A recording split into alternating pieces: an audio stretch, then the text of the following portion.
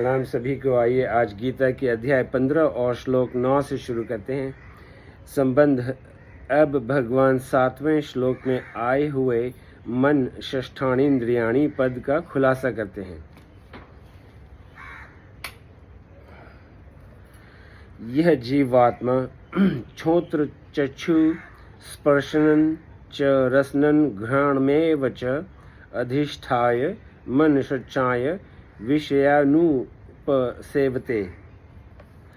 यह जीवात्मा मन का आश्रय लेकर श्रोत्र, नेत्र, त्वचा, रसना और घ्राण इन पांचों इंद्रियों के द्वारा विषयों का सेवन करता है।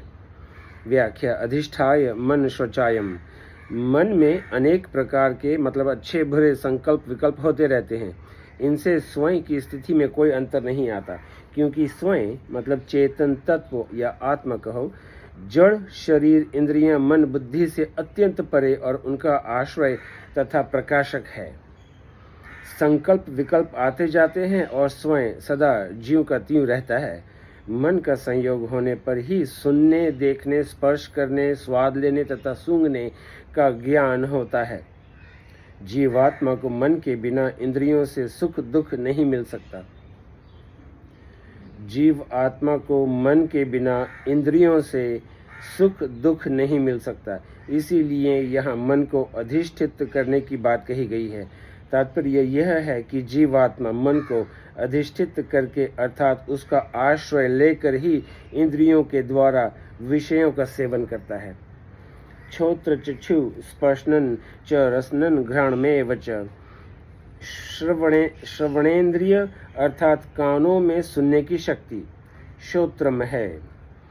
मनुष्य अपने मन में निरंतर कुछ न कुछ सोचता रहता है, जिसे संकल्प विकल्प मनोरथ या मनोराज्य कहते हैं। निद्रा के समय यही स्वप्न होकर दिखने लगता है। मन पर बुद्धि का पर्दा मतलब प्रभाव रहने के कारण हम मन में आई हुई प्रत्येक बात को प्रकट नहीं करते, परंतु बुद्धि का पर्दा हटने पर मन में आई हुई प्रत्येक बात को कहना या उसके अनुसार आचरण करना पागलपन कहलाता है। इस प्रकार मनोराज्य, स्वप्न तथा पागलपन ये तीनों एक ही है। श्रवणेन्द्रियों से दो प्रकार का ज्ञान होता है, एक अपरोक्ष शब्द का ज्ञान और दो परोक्ष विषय का ज्ञान। इसीलिए श्रवण की बहुत महिमा है। ज्ञान मार्ग और भक्ति मार्ग दोनों ही मार्गों में श्रवण का मुख्य स्थान है। यद्यपि नेत्रों से शास्त्रों का अवलोकन अध्ययन करने से भी परोक्ष विषय का ज्ञान होता है, तथापि वास्तव में वह भी शब्द का ही लिखित रूप होने से वह भी प्रकारांतर से शब्द की शक्ति ही है। शास्त्र ज्ञान भी जैसा श्रवण से होता है वैसा पढ़ने से नहीं। विज्ञाध्ययन में भी पहले सुनने से ही बोध होता है। शब्द में अचिंत्य शक्ति है, जिसे श्रवणेन्द्रिय ही ग्रहण कर सकती है, अन्य इंद्रिय नहीं। आज तक हमने अनेक प्रकार के अनुकूल और प्रतिकूल शब्द सुने हैं। अनुकूल जैसे स्तुति, मान, बड़ाई, आशीर्वाद, मधुर गान, वाग आदि, और प्रतिकूल जैसे निंदा, अपमान, शाप, गाली आदि। पर उनसे स्वयं में क्या फर्क पड़ा? किसी को पौत्र के जन्म तथा पुत्र की मृत्यु का समाचार एक साथ मिला। दोनों समाचार सुनने से एक के जन्म तथा दूसरे की मृत्यु का जो ज्ञान हुआ, उस ज्ञान में कोई अंतर नहीं आया। जब ज्ञान में ही कोई अंतर नहीं आया तो फिर ज्ञाता में अंतर आएगा ही कैसे? अतः जन्म और मृत्यु का समाचार सुनने से अंतःकरण में जो असर होता है, उसकी तरफ दृष्टि न रखकर इस ज्ञान पर ही दृष्टि रखनी चाहिए। इसी तरह अन्य इंद्रियों के विषय में भी समझ लेना चाहिए। नेत्रेंद्रिय अर्थात नेत्रों में देखने की शक्ति चक्षु है। आज तक हमने अनेक सुंदर, असुंदर, मनोहर, भयानक रूप या दृश्य देखे हैं, पर उनसे अपने स्वरूप में क्या फर्क पड़ा? स्पर्शेंद्रिय अर्थात त्वचा में स्पर्श करने की शक्ति स्पर्शनम है। जीवन में हमारे को अनेक कोमल, कठोर, चिपचिपे, ठंडे, गर्म आदि स्पर्श प्राप्त हुए हैं, पर उनसे स्वयं की स्थिति में क्या अंतर आया? रसनेन्द्रिय अर्थात जीभ में स्वाद लेने की शक्ति रसनम है। कड़वा, तीखा, मीठा, कसैला, खट्टा और नमकीन, ये 6 प्रकार के भोजन के रस हैं। आज तक हमने तरह तरह के रसयुक्त भोजन किए हैं, पर विचार करना चाहिए कि उनसे स्वयं को क्या प्राप्त हुआ। घ्राणेन्द्रियां अर्थात नासिका में सूंघने की शक्ति घ्राणम है।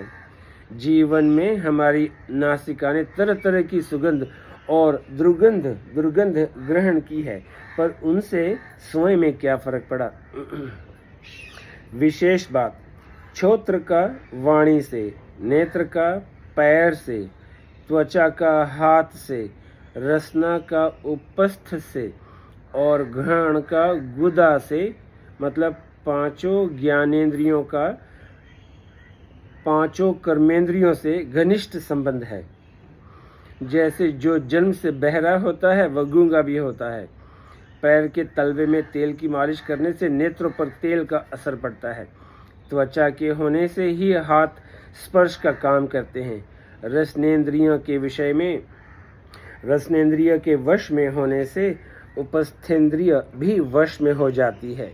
घ्राण से गंध का ग्रहण तथा उससे संबंधित गुदा से गंध का त्याग होता है। पंच महाभूतों में एक एक महाभूत के सत्व गुण अंश से ज्ञानेन्द्रिय, रजोगुण अंश से कर्मेंद्रिय और तमोगुण अंश से शब्दादि पांचों विषय बने हैं। ये 5 विषय ऐसे हैं। पंच महाभूत जैसे आकाश, वायु, अग्नि, जल और पृथ्वी, उसके सत्व गुण के अंश आकाश के श्रोत्र, वायु के त्वचा, अग्नि के नेत्र, रसना और घ्राण। रजोगुण के अंश वाक, हस्त, पाद, उपस्थ, गुदा और तमोगुण के अंश शब्द, स्पर्श, रूप, रस और गंध।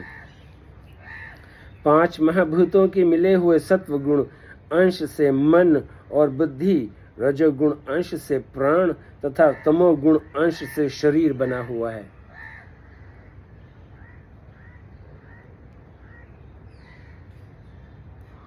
विषयानुपसेवते, जैसे व्यापारी किसी कारणवश एक जगह से दुकान उठाकर दूसरी जगह दुकान लगाता है, ऐसे ही जीवात्मा एक शरीर को छोड़कर दूसरे शरीर में जाता है।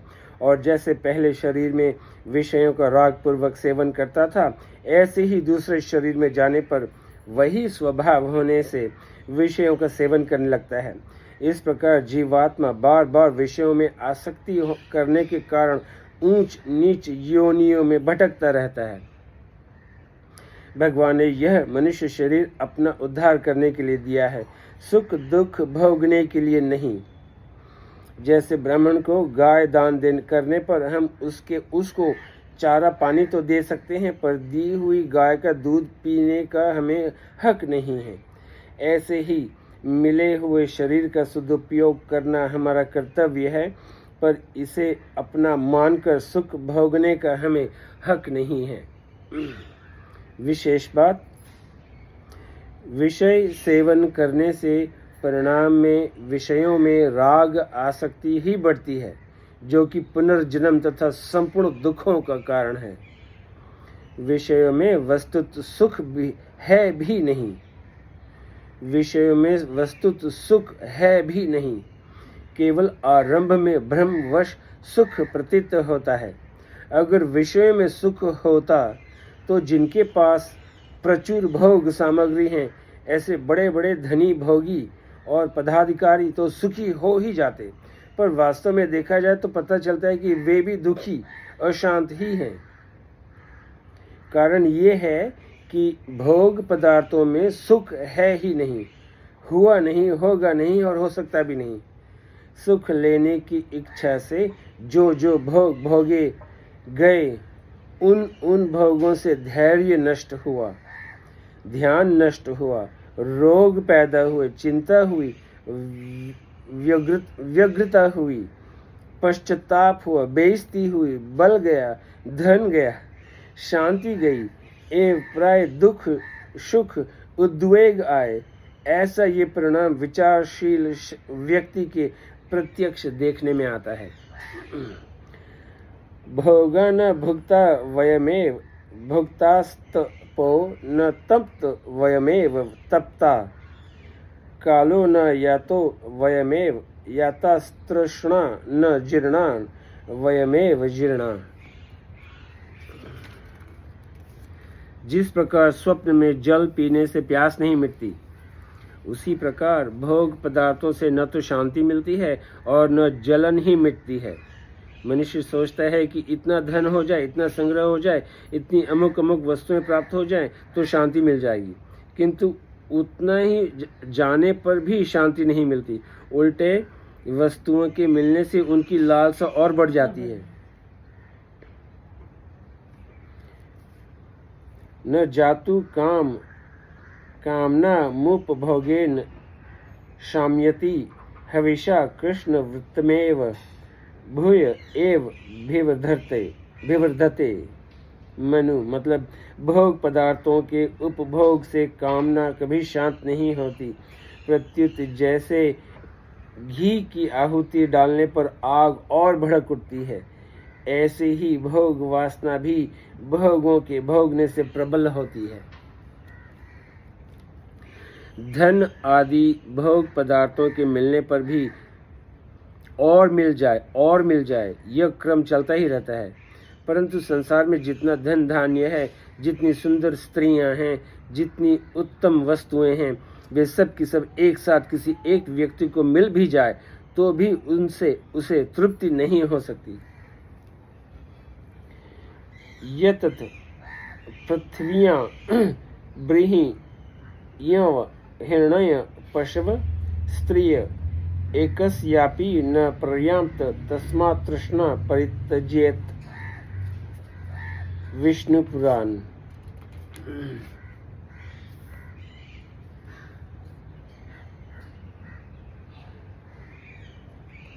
इसका कारण यह है कि जीव अविनाशी परमात्मा का अंश तथा चेतन है और भोग पदार्थ नाशवान प्रकृति के अंश तथा जड़ हैं।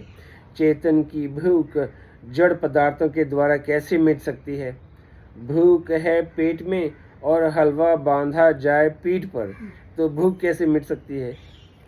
प्यास लगने पर बढ़िया से बढ़िया गर्मा गर्म हलवा खाने पर भी प्यास नहीं मिट सकती। इसी प्रकार जीव को प्यास तो है चिन्मय परमात्मा की, पर वह उस प्यास को मिटाना चाहता है जड़ पदार्थों के द्वारा, जिससे तृप्ति होने की ही नहीं। तृप्ति तो दूर रही, ज्यों ज्यों वो जड़ पदार्थों को अपनाता है त्यों ही त्यों उसकी भूख और भी बढ़ती जाती है। यह उसकी कितनी बड़ी भूल है।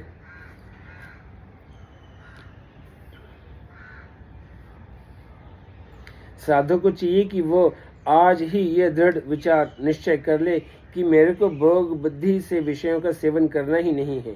उसका यह पक्का निर्णय हो जाए कि संपूर्ण संसार मिलकर भी मेरे को तृप्त नहीं कर सकता। विषय सेवन न करने का दृढ़ विचार होने से इंद्रियां निर्विषय हो जाती हैं और इंद्रियों के निर्विषय हो जाने से मन निर्विकल्प हो जाता है। मन के निर्विकल्प हो जाने से बुद्धि स्वतः सम हो जाती है और बुद्धि के सम हो जाने से परमात्मा की प्राप्ति का स्वतः अनुभव हो जाता है।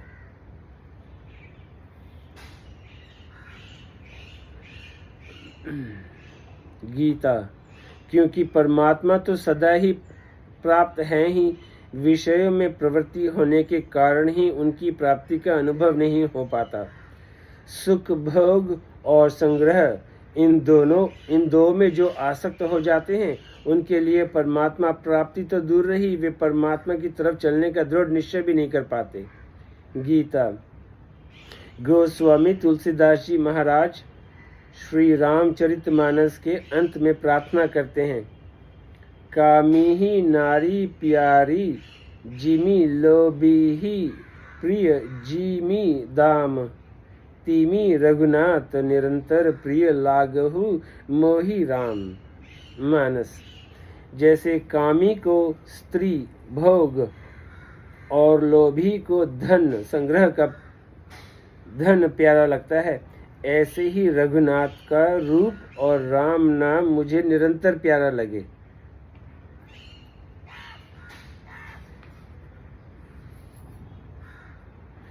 तात्पर्य यह है कि जैसे कामी स्त्री के रूप में आकृष्ट होता है, ऐसे ही मैं रघुनाथ के रूप में निरंतर आकृष्ट रहूं, और जैसे लोभी धन का संग्रह करता रहता है, ऐसे ही मैं राम नाम का जप के द्वारा निरंतर संग्रह करता रहूं। संसार का भोग और संग्रह निरंतर प्रिय नहीं लगता, ये नियम है, पर भगवान का रूप और नाम निरंतर प्रिय लगता है। संतों ने भी अपना अनुभव कहा है, चाख चाख सब छाड़िया माया रस खारा हो, नाम सुधारस पीजिए छिन्न बारंबारा हो, लगे मोही राम प्यारा हो। आज यहीं पे समाप्त करते हैं, फिर कल श्लोक 10 से शुरू करेंगे। आपका बहुत बहुत शुक्रिया। नमस्ते।